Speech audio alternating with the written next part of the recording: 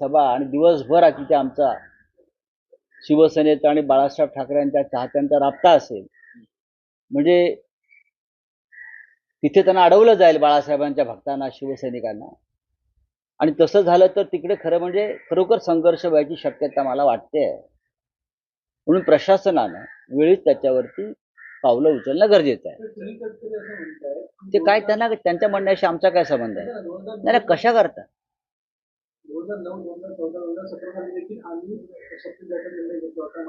हा त्यांचा प्रश्न आहे ना. तटकरे आहेत, तटकरे कुठेही सत्तेत जाऊ शकतात, जसे आता गेले. तर आमचा त्याच्याशी काय संबंध आहे? मुख्यमंत्री असं म्हणतात धनुष्यबाण उचलायला ताकद लागते, काँग्रेसकडे गहाण ठेवलेला धनुष्यबाण. आणि मी याच्यावरती उत्तर दिलेलं आहे की जो माणूस स्वतःच मोदींच्या पायाशी गहाण आहे, जो माणूस स्वतः अमित शहाच्या पायाशी गहाण आहे, त्याने धनुष्यबाणाच्या गप्पा मारू नयेत. धनुष्यबाण हातात घेतला तो मोदीच्या कृपेने, आणि त्या धनुष्यबाणासह आपणच गहाण आहात. आपण गहाण आहात लक्षात घ्या. मी परत परत रिपीट करतोय, एकनाथ शिंदे हे गहाण पडलेले आहेत शिवसेना आणि धनुष्यबाणासह. एकनाथ शिंदेचा विषय वेगळा म्हणून काल एकनाथ शिंदेने देखील असा केलेला आहे की कोकणात नको असेल तो प्रकल्प आम्ही येऊ देणार नाही. शिवसेनेचे देखील म्हणतात की बाकी प्रकल्प आम्ही येऊ देणार नाही, नवीन प्रकल्प आम्ही. शिवसेनेची नेहमीच कडक भूमिका राहिलेली आहे बाकी प्रकल्प. बघू, डिसेंबर महिन्यात त्याच्यावरती आम्ही चर्चा करू, तेव्हा अशा प्रकारच्या चर्चेसाठी शिंदे कुठे सत्तेच्या आसपास नसतील. चला,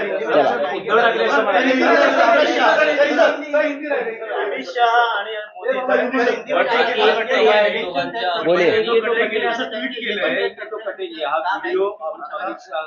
मोदींचा फडणवीसांकडून ट्विट झालेला पटेंगे तो एवढंच त्यांनी केलेलं. पुढलं सांगायला पाहिजे त्यांनी आमचा पक्ष वाटला, बटेंगे.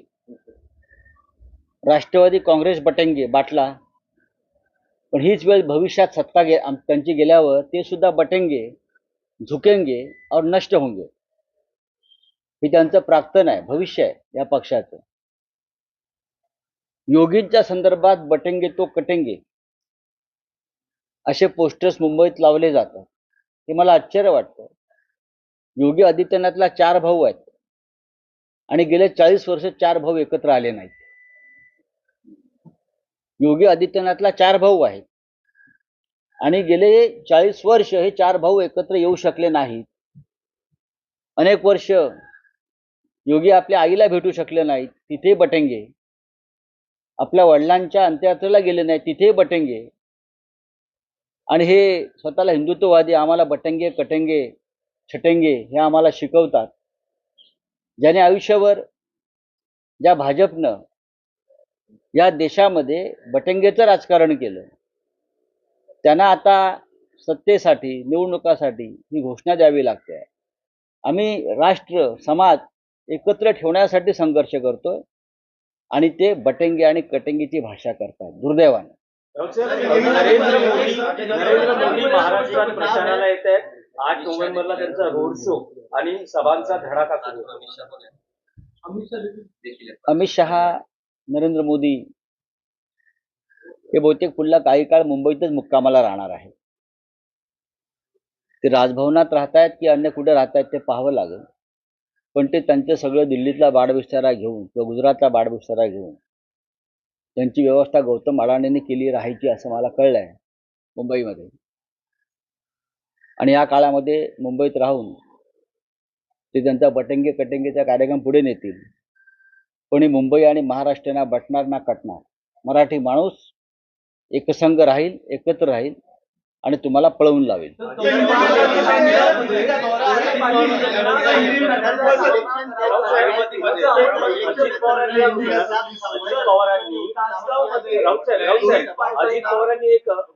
आप बोलिए. नहीं, हिंदी. ये दावा है कि ईडी के डर से कई लोग जो है वो पार्टी छोड़कर गए हैं. शरद पवार के साथ जिससे हमने चर्चा की थी, लेकिन वो चर्चा सफल नहीं हुई और अजित पवार के समर्थन से फिर हमने वो. देखिए, ये बात आप छुपी नहीं है, चाहे शिवसेना हो चाहे एनसीपी हो, ईडी की डर से ही उनको तोड़ा गया. छगन भुजबल साहब और उनका भतीजा खुद ईडी के जेल में जाकर आए थे. और भी बहुत से लोग जाकर आए, फिर भी वो लोग चले गए। हमारे जैसे लोग, अनिल देशमुख जैसे लोग हैं, उन्हें डरे न झुके और हम लड़ते रहे और लड़ते रहेंगे। बात ऐसी है, अब धीरे धीरे ईडी का डर खत्म हो रहा है, इसलिए कि लोकसभा चुनाव में जो निर्णय आया है, मोदी और शाह ने जो बहुमत गंवाया है, उससे ईडी भी ठिकाने पर आई है। और आने वाले दिनों में हमारा ये संघर्ष ईडी के खिलाफ जारी रहेगा, हम करते रहेंगे। राउत साहब, बीजेपी के साथ आने के लिए शिवसेना के नेताओं पर ऑफर या दबाव थे क्या? मेरे पे था ना, हमारे पे था, अनिल देशमुख पर था, अनिल परब पर था। जो भाग कर चले गए वो मुख्यमंत्री बन गए, मंत्री बन गए। उनके सामने एक प्रस्ताव रखा था, मुख्यमंत्री मंत्री बनना है क्या जेल जाना है। लोगों ने मुख्यमंत्री और मंत्री बनने का रास्ता चुना, हम लोगों ने जेल जाने का रास्ता चुना, क्योंकि हम स्वाभिमानी है, अभिमानी है, महाराष्ट्र प्रेमी है।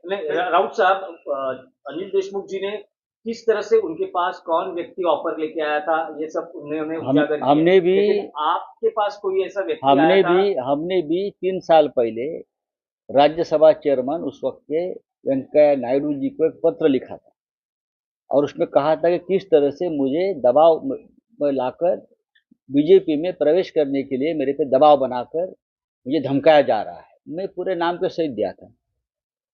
देवेंद्र फडणवीस ने वीडियो ट्वीट किया जिनमें लिखा गया है बटेंगे तो, और दूसरी तरफ प्रधानमंत्री का और अमित शाह का आज देखिए, ये खेल उनका पुराना हो चुका है।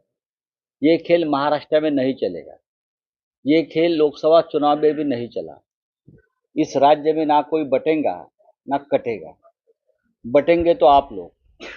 बात ऐसी है कि ये बीजेपी वाले खुद बटे हुए हैं, ये बीजेपी वाले खुद बटे हुए हैं, दूसरों को बांटने की बात करते हैं, खुद बटे हैं। योगी आदित्यनाथ मुंबई आने वाले हैं तो उनके नाम से ये घोषणा लगी है, बटेंगे कटेंगे, बटेंगे कटेंगे। योगी जी को 4 भाई है, 4 भाई 40 साल में एक साथ नहीं मिले हैं कभी। कौन बटे हैं? योगी अपने माँ बाप को नहीं मिल सकता है कभी जाकर, योगी जी। हाँ, उनके पिताजी का देहांत हो गया, योगी जी वहां नहीं गए। क्या बटने के बाद? अपना परिवार एक नहीं है, आपका परिवार बटा हुआ है सबका। मोदी जी का परिवार बटा हुआ है और आप क्या हमको बटेंगे कटेंगे की बात करते हो? चले छोड़ दीजिए। 48 घंटे में मस्जिदों के ऊपर जो लाउड स्पीकर लगाया वो निकाल देंगे। अभी भी वो सत्ता में है ना। मोदी और शाह जी के साथ उनके समर्थन में अगर राज ठाकरे जी खड़े हैं तो सत्ता उनके हाथ में है। इतनी बड़ी सत्ता हाथ में है तो आपको किसने रोका है? ये नाटकबाजी बंद करो। सर, चौथे महाकाचा प्रश्न आहे की तासगावमध्ये रोहित पाटलांना सांगली पॅटर्नचा सामना करावा लागेल असा उत्तर तुम्ही म्हणत होता. आता तिथे संजय काका पाटलांना समर्थन दिलेले स्थानिक शिवसेनेकडे प्रदीप माने तिकडे तालुकाध्यक्ष. काय वाटतं त्या ठिकाणी नेमकं काय होईल? रोहित पाटलांना समर्थन आर पाटील यांच्याविषयी आम्हाला सदैव प्रेम आणि आस्था राहिली. आम्ही त्यात लक्ष घालू काय नक्की झालंय आणि ही वेळ तिकडल्या शिवसैनिकांवरती का आली या संदर्भात मी माहिती घेईन आणि नंतर बोलीन. थँक्यू. फेक नैरेटिव फैलाने के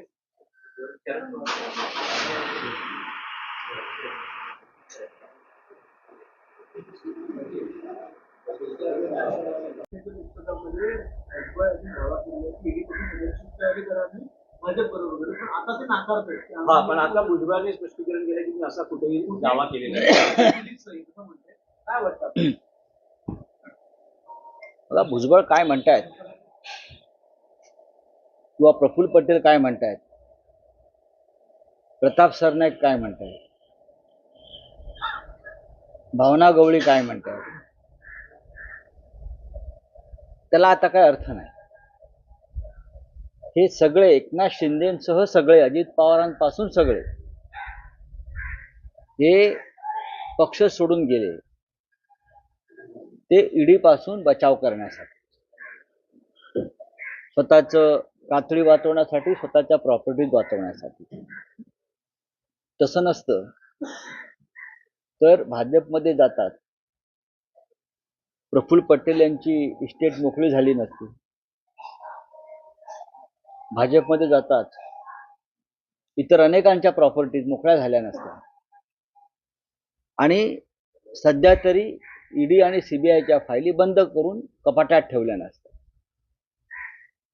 मग हसन मुश्रीफ असतील, दिलीप वळसे पाटील असतील,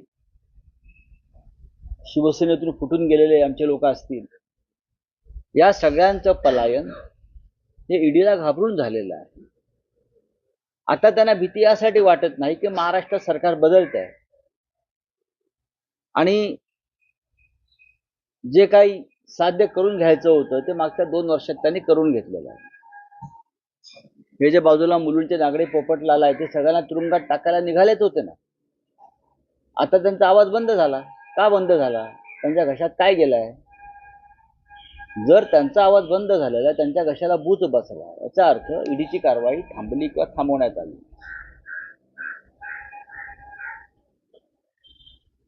छगन भुजबळ तुरुंगात जाऊन आले, त्यांचा पुतण्या तुरुंगात जाऊन आला, त्यांची प्रॉपर्टी अजूनही मला वाटतं जप्त झालेली आहे. अशा अनेकांच्या, प्रताप सरनाईक असतील, आहेत ना.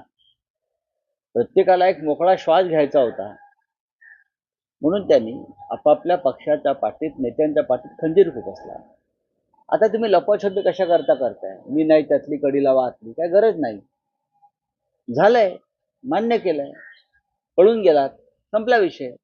बोला. राऊत साहेब, त्या काळी शिवसेना नेत्यांवरही असा काही दबाव होता का की त्यांनी भाजप बरोबर परत यावं, अन्यथा ईडी किंवा केंद्रीय यंत्रणा यांच्या कारवाईचा ससेमिरा मागे लागेल? अनेकांवरती होता, माझ्यावरती होता. मी ते अनेकदा, हे माझ्यावरती अशा प्रकारचा दबाव होता. हे मी तेव्हाचे उपराष्ट्रपती व्यंकय्या नायडू यांना पत्र लिहून कळवलेलं आहे. दिल्लीमध्ये काय झालं ते पत्र रेकॉर्डवर आहे. अनिल देशमुखांवर दबाव होता, अनिल परबांवर दबाव होता. वायकर पळून गेले, वायकरवरती दबाव नव्हता असा तो वायकर सांगेल का? हे जे म्हणतात दबाव नव्हता, रवींद्र वायकर हे कालपर्यंत आमच्या बरोबर होते, दुसऱ्या दिवशी निघून गेले, फाईल बंद झाली, बीएमसी मधले गुन्हे मागे घेण्यात आले किंवा इतर गुन्हे मागे घेण्यात आले. ईडीचा दबाव हेच पक्षफोडी मागचं मुख्य हत्यार होतं. राऊत, पण दबाव म्हणजे नेमका काय दबाव होता? नेमकं काय सांगितलं जायचं? नाही, दबाव अशा प्रकारचा असतो की प्रमुख काम करणारे जे लोक, नेते असतात, त्यांनी आपला पक्ष सोडायचा आणि भाजपच्या तंबूत जायचं. शिवसेना म्हणजे उद्धव ठाकरे यांच्या नेतृत्वाखालच्या शिवसेनेला सोडायचं, त्याग करायचा, खंजीर खुपसायचा. खंजीर ते आणून देतात, धार काढलेला, बरं का, आणि कुठे मारायचा तेही सांगतात. आमच्यासारखे जे लोक आहेत ज्यांचं अख्खं आयुष्य बाळासाहेब ठाकरेंबरोबर गेलं, आम्ही तोंडावर सांगितलेलं आहे की आम्ही मरण पत्करू पण शरण जाणार नाही. पण काही कमजोर हृदयाचे माणसं असतात, शरीर वाघाचं आणि काळी धुंदराचं, बरं का, तर ते ररकाळ्या फोडत असतात खूप एरवी, पण त्यांचं काळीच हे उंदराचंच होतं, हे आम्ही नंतर पाहिलं. राऊसाहेब, अनिल देशमुखांनी सांगितलेलं की त्यांना देवेंद्र फडणवीसांमार्फत कोणत्या व्यक्तींमार्फत निरोप पोहोचवले गेले आहे असं ना. तुमच्या बाबतीत काही कोणी माणसं? मी त्या संदर्भातलं सविस्तर पत्रच त्या काळात उपराष्ट्रपती, राज्यसभा चेअरमन यांना लिहिलेलं आहे आणि तो आपण अनेकदा ते प्रसिद्धही केलेलं आहे. ईडीकडनं सुटका म्हणजे पुनर्जन्म असं भुजबळ म्हणतात, मात्र येणाऱ्या काळात अनेकांचा पुनर्जन्म देखील होऊ शकतो. बघा, ईडीतून सुटका म्हणजे पुनर्जन्म असं मी मानायला तयार नाही. मी स्वतः त्या कारवाईतून गेलेलो आहे आणि आमचा पुनर्जन्मावरती विश्वास नाही. आपण मनुष्य आहोत आणि पुनर्जन्म वगैरे सगळं झूट आहे.